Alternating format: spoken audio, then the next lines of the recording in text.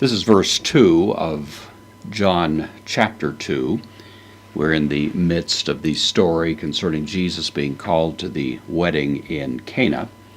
Begins eklethe. This is from the Greek verb kaleo, I call. This is the third person singular aorist passive indicative. So he was called. De, that connector, but or and. Jesus and Jesus was called. Kai, and the Kai here, connected with a Kai here, creates a both and formula. So he was called both ho Jesus, both Jesus, Kai hoi mathetai, and the disciples autou of him.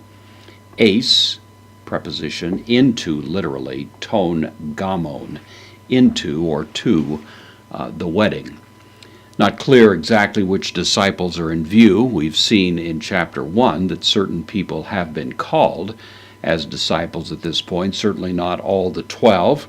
Depending on the timing of this particular incident, it may include all the 12, but the way John tells the story, it's implied that it's simply the 4 or so that have been summoned by Jesus at this juncture to be his disciples. And so we have Jesus and his disciples called to the wedding. Jesus goes to the wedding.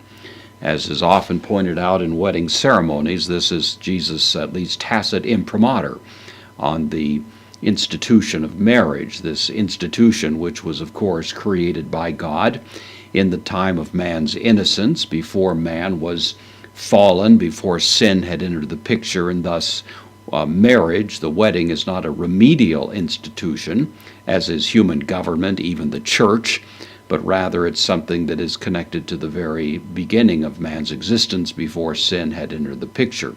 Marriage is not fixing anything, it's simply taking what was good and making it better.